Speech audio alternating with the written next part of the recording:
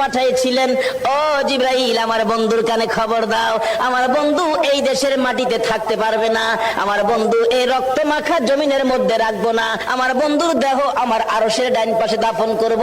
জিবরাইল খবর নিয়ে ডাকতেছেন, হুজুর আল্লাহর সালাম গ্রহণ করুন। আমি জিবরাইলের সালাম গ্রহণ করুন।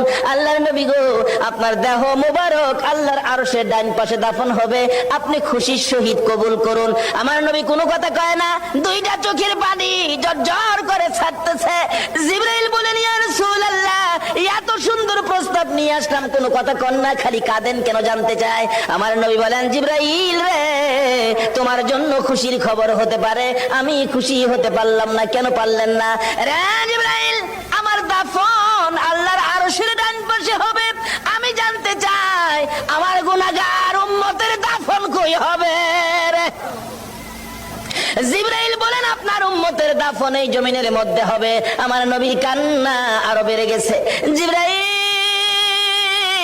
না না, সইতে পারি না, আমি আরশে থাকবো আর আমার উম্মতেরা এই জমিনে থাকবে, আমার মন মানে না, প্রস্তাব আমি রাখবো না। আমার পক্ষ থেকে একটা প্রস্তাব আমার প্রভুর দরবারে তুলে ধরো। জিবরাইল রে, আমার গুনাহগার এতিম উম্মতেরা যেই জমিনে থাকবে, আমি নবী আরশে যাব না রে, আমি আমার গুনাহগার উম্মতের পাশে সেই জমিনের মধ্যে শুয়ে থাকবো।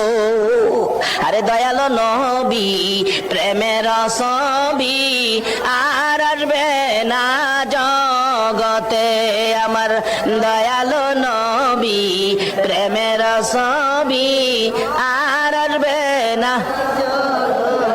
হাসর দিনে উম্মত বিনে, হাসর দিনে উম্মত বিনে যাবে না নবীজি বেহেশতে।